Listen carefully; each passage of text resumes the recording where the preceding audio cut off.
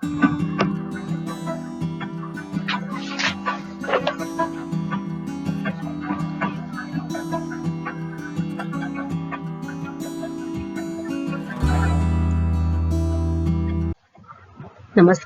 Me Nilima Kadam. Standard 7th, general science, the muscular system and digestive system in human beings, मानवी स्नायू व पचन संस्था. विद्यार्थी मित्रांनो, मागील भागामध्ये आपण मानवी स्नायूंचं कार्य कसं चालतं, कोणकोणत्या प्रकारचे स्नायू आपल्या शरीरात असतात याविषयी माहिती घेतली आहे. आज आपण पचन संस्था, या पचन संस्थेचे घटक आणि त्यांचं कार्य कसं चालतं ते जाणून घेणार आहोत. In the last video, we have seen that digestion of food begins in the mouth. Food is chewed with the help of teeth into very small pieces in the mouth. At the same time, the saliva is mixed with this food. आता हे खाल्लेलं अन्न पुढे अन्ननलिकेमध्ये ढकललं जातं आणि अन्ननलिकेतून जठरामध्ये अन्न कशा प्रकारे जातं, अन्नामध्ये कोणकोणते बदल होतात ते आपण आता बघणार आहोत. Next part is esophagus. When the food gets crushed in the mouth with the help of teeth and some saliva mixed with that food, then that ball is get thrown into the esophagus with the help of the tongue. Now this esophagus, अन्ननलिका, अन्ननलिका जी आहे ही अन्ननलिका तुम्हाला आकृतीमध्ये या ठिकाणी दिसते बघा. आणि हा अन्नाचा गोळा अशा प्रकारे हळूहळू हळूहळू या अन्ननलिकेतून पुढे पुढे कुठे ढकलला जातोय, जठरामध्ये ढकलला जातो. आता ही जी ग्रासिका आहे म्हणजेच अन्ननलिका ही घशापासून कुठपर्यंत आहे बघा, जठरापर्यंत आहे. It is a tube starting from pharynx to the stomach. Okay, so the tube from pharynx to the stomach is the esophagus. It is about 25 centimeter long. ग्रासिकेची लांबी साधारणपणे 25 सेंटीमीटर इतकी असते.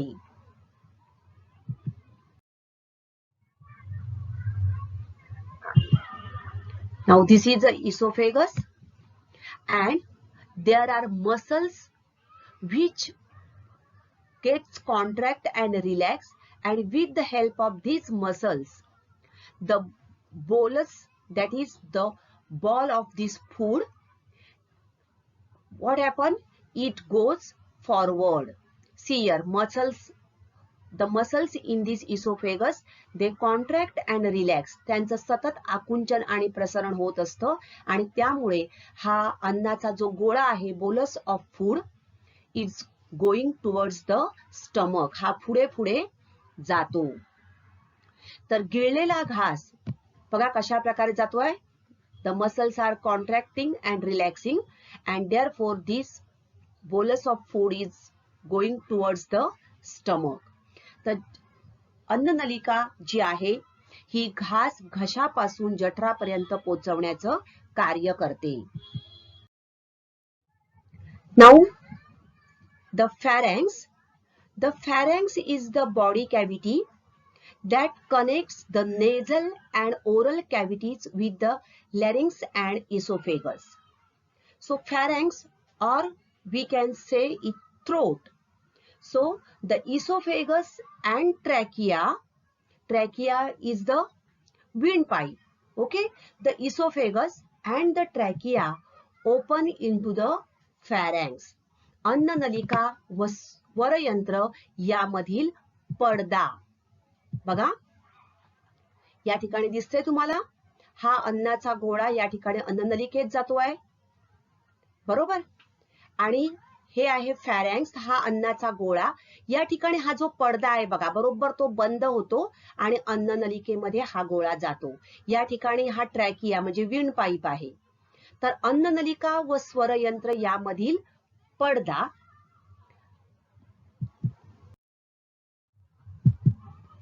हा बघा, हा विंड पाईप. तर अन्ननलिका व श्वसन नलिका या लागून लागून आहे. यामध्ये एक झडप आहे. ही जी झडप आहे, ही झडप जी आहे अन्न गिळताना ती बंद होते बघा. हा अन्नाचा कण जर या ठिकाणी गेला तर तो विंड पाईप मध्ये जाणार आहे, राईट. परंतु हा या ठिकाणी बंद होते. आपण जेव्हा अन्न गिळतो, घास गिळतो, तेव्हा ही झडप बंद होते आणि त्यामुळे हा अन्नाचा कण जरी आहे, हा अन्नाचा कण श्वसन नलिकेत न जाता तो कुठे जातोय, बरोबर अन्न नलिकेतून पुढे जातो. कधी कधी आपण काय होतं, आपल्याला जोराचा ठसका लागतो. कारण का, तर हा अन्नाचा एक कण जरी श्वसन नलिकेत गेला तरी सुद्धा आपल्याला जोराचा ठसका लागतो आणि त्या ठसक्याबरोबर तो अन्नाचा कण बाहेर फेकला जातो. तर अशा प्रकारे हा जो एक पडदा आहे, झडप आहे, आपण जेव्हा अन्न घेतो त्यावेळेला ही झडप बंद होते आणि अन्नाचा कण श्वासनलिकेत न जाता तो बरोबर अन्ननलिकेतून पुढे जातो. स्टमक, जठर. हे जठर आहे. It is a large muscular sac. एक स्नायुमय पिशवी आहे. या ठिकाणी जाठर रस हा स्त्रवतो. Gastric juice gets secreted by the gastric glands of stomach. Food which is entered in the stomach, it gets churned over here. जठरामध्ये जे अन्न येत आहे ते बघा असं घुसळलं जातं. जे स्नायू आहेत त्या स्नायूंमुळे हे अन्न या ठिकाणी घुसळलं जातं आणि या ठिकाणी प्रथिने व पिष्टमय पदार्थ जे आहेत त्यांचं प्रामुख्याने विघटन हे जठरामध्ये होत असतं. तर अशा प्रकारे mainly proteins are gets digested in the stomach. In all, in stomach, the food gets partially digested. अन्नाचं अंशतः पचन या जठरामध्ये होत असतं.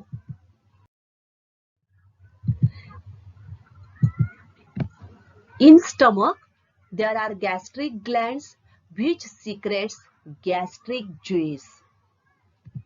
Similarly, three components of gastric juice are there, namely hydrochloric amla, that is hydrochloric acid, pepsin and mucus. These three types of gastric juice mixed with the food and the food becomes acidic in nature. या ठिकाणी अन्न कसं होतं, आम्लधर्मी होतं. त्याचबरोबर हे जे हायड्रोक्लोरिक आम्ल असतं, या आम्लामुळे अन्नामध्ये जर काही बॅक्टेरिया असतील किंवा इतर काही हार्मफुल घटक असतील तर ते नाहीसे करण्यासाठी या हायड्रोक्लोरिक आम्लाचा उपयोग होतो. जठरामध्ये प्रामुख्याने प्रथिनांचं विघटन होतं आणि जे काही अन्न खाल्लेलं आहे त्या अन्नामध्ये हे जठरातील पाचक रस मिसळले जातात आणि तयार झालेलं हे पातळ मिश्रण हळूहळू पुढे लहान आतड्यामध्ये ढकललं जातं. So food gets partially digested over here and with the help of this gastric juice, food becomes semi-solid in nature and which is slowly pushed into the small intestine. या जठराच्या बाजूलाच आणखीन एक महत्वाचा अवयव आहे आणि तो म्हणजे यकृत, लिव्हर. ही शरीरातील सर्वात मोठी ग्रंथी आहे. The largest gland in our body is the liver. हे बघा, हे आहे यकृत. या ठिकाणी यकृताला रक्ताचा भरपूर पुरवठा होत असतो आणि यकृताचे मुख्य कार्य म्हणजेच ग्लुकोजचा साठा करणे. या यकृतामधून स्त्रवणारा रस म्हणजेच पित्तरस, बाईल gets secreted from the liver. Now the main function of this liver is the storage of glucose. Main function is storage of glucose. Now the gallbladder below this liver, it stores the bile which is secreted by the liver. So liver secretes bile juice. See here, next is pancreas. This is pancreas. Below the liver there is one more important organ, that is pancreas. Now this pancreas secretes pancreatic juice which contains different types of enzymes, and there is the important enzyme in this pancreas is the insulin, and with the help of this insulin, sugar in the blood is controlled. तर इन्सुलिनचं कार्य म्हणजे रक्तातील साखरेच्या प्रमाणावर नियंत्रण ठेवणं, जे या स्वादुपिंडातून इन्सुलिन स्त्रवतं त्यामुळे घडून येत असतं. So this is पॅनक्रियास. स्वादुपिंड हे जठराजवळ आहे बघा, यकृताच्या खाली जठराजवळ, आणि या ठिकाणी अत्यंत महत्वाचं असं हे इन्सुलिन तयार होत असतं. See here pancreas. ओके, हा अगदी छोटासा अवयव आहे पण तो सुद्धा तितकाच महत्वाचा आहे.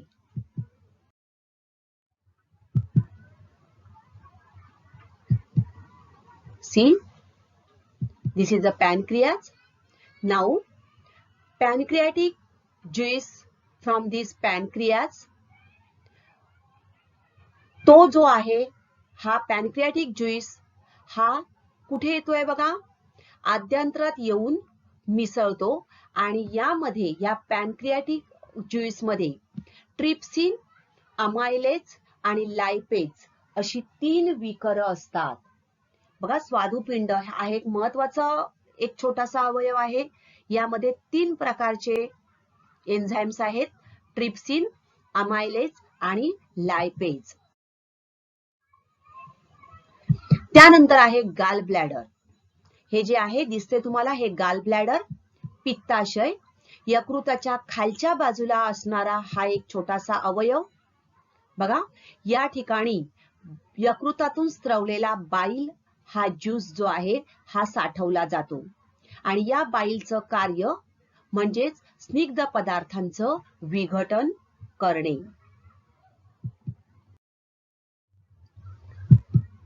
तर पित्तरस जो आहे म्हणजेच बाईल juice which is secreted from the liver, it comes in the small intestine. या ठिकाणी आद्यांत्र हा स्मॉल इंटेस्टाइनचा भाग आहे, त्यात येऊन मिळतो. स्निग्ध पदार्थांचं पचन घडवून आणण्यात बाईल ज्यूस मदत करत असतो. तर यकृतामधून येणारा पित्तरस, स्वादुपिंडात तयार होणारा स्वादुरस, हे पाचक रस या ठिकाणी लहान आतड्यामध्ये येतात. बघा, ड्युडोनियम ऑफ द स्मॉल इंटेस्टाइन, इथे सुरुवात होते लहान आतड्याची.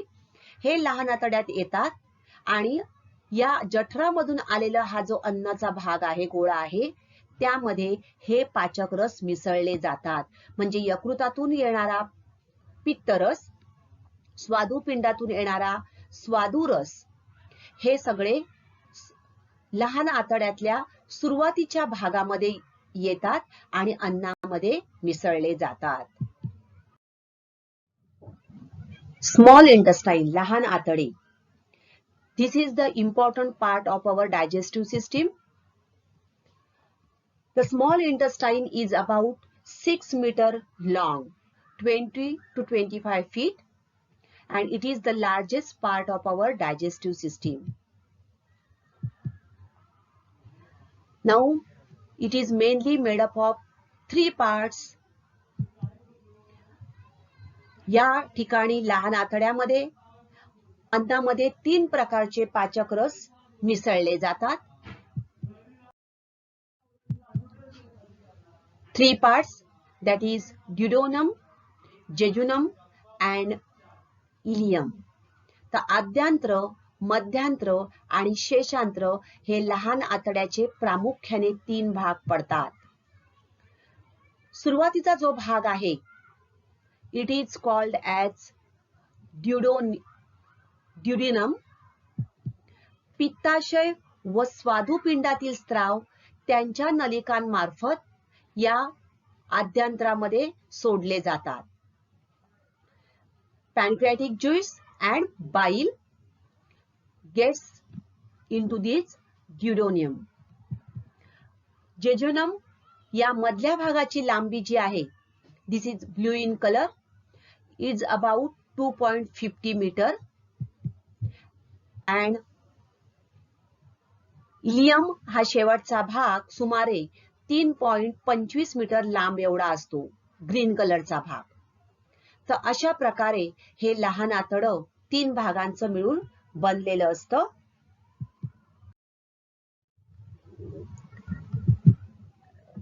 लहान आतडं 3 प्रकारचे भाग, 3 भाग आहेत त्याचे बघितले आपण. या ठिकाणी आंत्ररस तयार होतो. प्रथिने आणि स्निग्ध पदार्थ यांचे विघटन होऊन तयार झालेल्या अन्न पदार्थांचे लहान आतड्याच्या भिंतीमधील रक्तवाहिन्यातील रक्तात शोषण केलं जातं.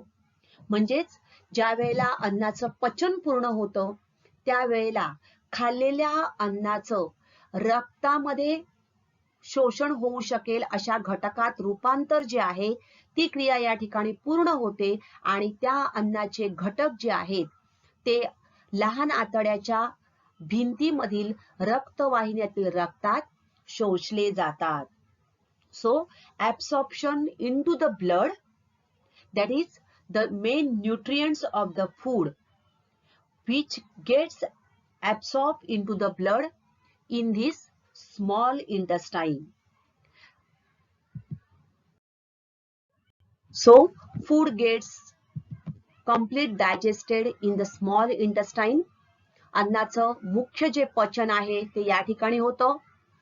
The food gets partially digested in the stomach and the remaining part of the food is totally gets digested in the small intestine. After that, the absorption into the blood, that is the nutrients of food gets absorbed into the blood in this small intestine. There are villi-like parts present in the small intestine, and in these villis the nutrients of the food gets absorbed into the blood. तर अन्नपचनातून मिळालेले पोषक पदार्थ रक्तात शोषण्याचं काम हे लहान आतड्यामध्ये घडून येतं.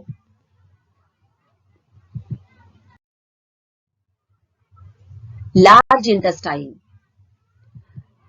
याची लांबी सुमारे 1.5 मीटर असते. The large intestine is about 1.5 meter long. Only water is absorbed in the large intestine.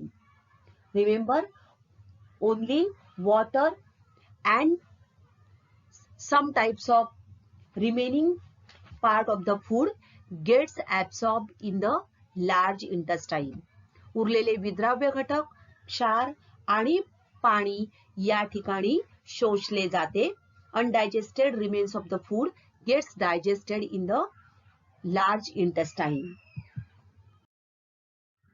Now the large intestine, which is 1.5 meter long, and there is a small part called appendix is attached to the large intestine.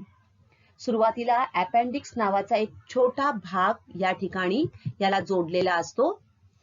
लहान आतड्यात अन्नाचं पचन झाल्यानंतर न पचलेलं अन्न आणि पचलेल्या अन्नातील उर्वरित जो काही solid भाग आहे, घन भाग जो आहे तो मोठ्या आतड्यात येतो आणि पचनक्रियेनंतर उरलेले पदार्थ शरीराबाहेर या लहान मोठ्या आतड्यातूनच टाकले जातात.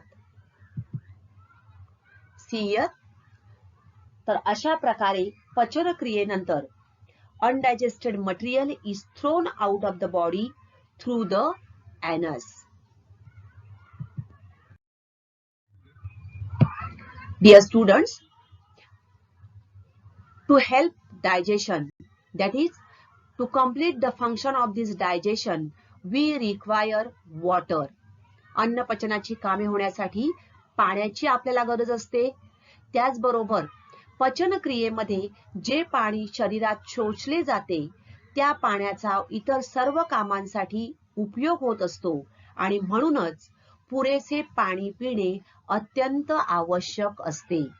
अन्न घटकांसोबतच आपल्या शरीराला पाण्याची सुद्धा तितकीच आवश्यकता असते. In this way, the digestion process in our body takes place. Thank you.